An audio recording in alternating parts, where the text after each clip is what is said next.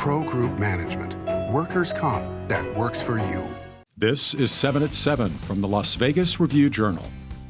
Happy Friday, I'm Jen Ah. To our top story, sponsored by Carnegie Heights.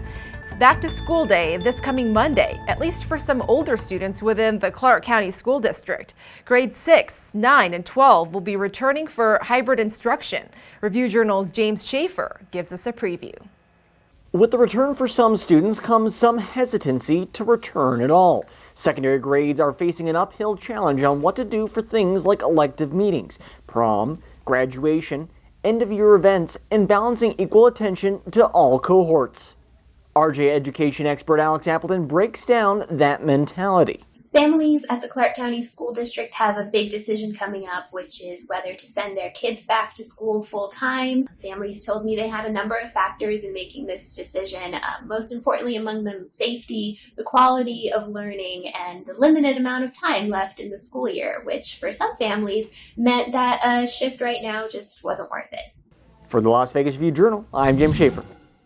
Plus, Clark County must present its sweeping plan to combat the pandemic at public gatherings and for youth sports by April 1st. Review-Journal's Renee Summerhour has more details on this. Renee? Jen, Nevada's handover of local control to counties comes amid declining coronavirus figures and at the direction of Governor Steve Sisolak. Sisolak announced in February to let counties prove they can, quote, go back to the local level and manage this the way they think works best for your community, end quote. Review-Journal reporter Shay Johnson tells us what measures counties could propose for the wide variety of businesses and activities to resume. This presents a significant opportunity for county officials to exercise local control, meaning what does Clark County think crowd size capacity should be at in public gatherings, private gatherings, restaurants and bars, and also how do they address current prohibitions in things like youth sports, brothels, and karaoke? For more on this developing story, log on to lvrj.com. Jen? In other news, former Assemblyman Alexander Acefa is facing multiple charges stemming from an investigation into misuse of campaign funds and lying about his residency. Acefa resigned from the legislature back in January amid the investigation. He's now charged with a dozen felonies.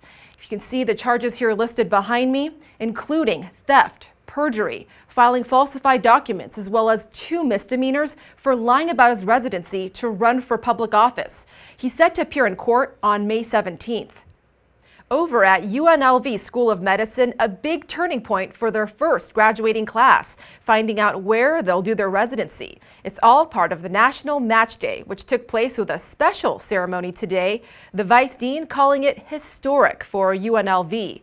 And more good news for all graduating seniors, the university plans to hold an in-person graduation ceremony this coming May. In your health news, sponsored by 4M Dental, love your smile again.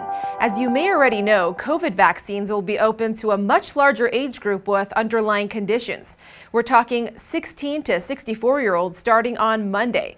Clark County health officials warning it's going to get much harder to get vaccines soon. They say don't wait until the crowds become overwhelming.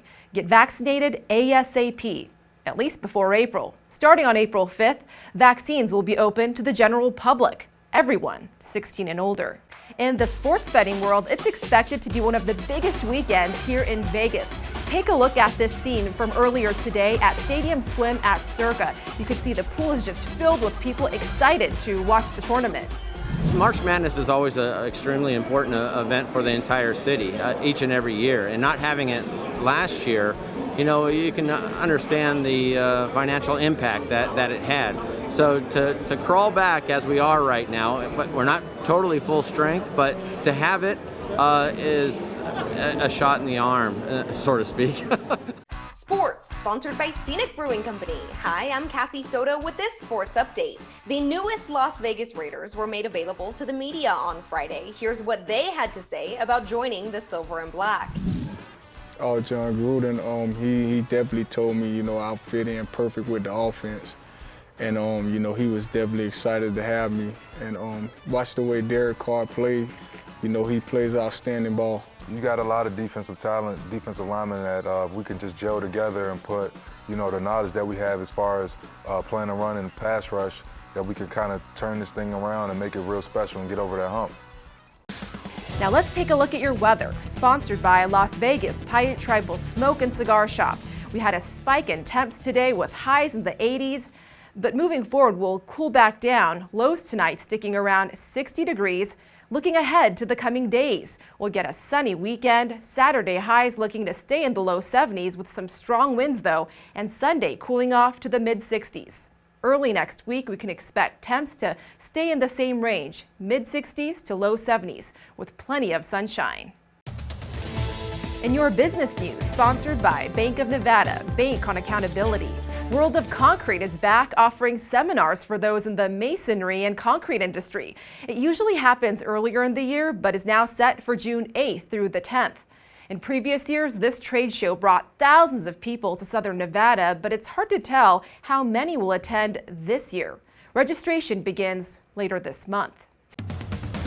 In your lifestyle news, sponsored by Get Healthy, Clark County, we're not kidding around. There's a goat up for adoption. Boozy is only a year old, 80 pounds, and knows how to keep the police on their feet, causing a chase that lasted over an hour last weekend. Review Journal's Sabrina Schnurr says Boozy had a minor respiratory infection, but is responding well to treatment. And you can microchip goats, but Boozy was not microchipped, and he's been at the Animal Foundation since Saturday and no owner has come forward, so he's available to adopt for anyone with a secure yard, a high fence, and ideally some experience owning farm animals. This gorgeous white peacock named Prince also up for adoption through the Animal Foundation. In your entertainment news, sponsored by Las Vegas Motor Speedway, MJ Live is back at the Strat showroom. It's recreating Michael Jackson's thrilling dance moves and timeless hits. Here you can see the King of Pop's tribute show back on stage, coming back for the first time in about a year. It's one of more than 36 shows making a comeback after easing capacity limits. For tickets and the Strat's COVID safety measures, go to thestrat.com. That concludes 7 at 7 p.m. from the Las Vegas Review Journal. I'm Jen Ah. Watch us on the RJ mobile app, Roku TV, YouTube, and other streaming devices. Also, watch 7 at 7 a.m. on Monday. Have a great weekend. Review Journal Studio, sponsored by Adam Kuttner. Get the maximum settlement as quickly as possible. This 7 at 7 update, sponsored by Pro Group Management. You're watching 7 at 7 from the Las Vegas Review Journal.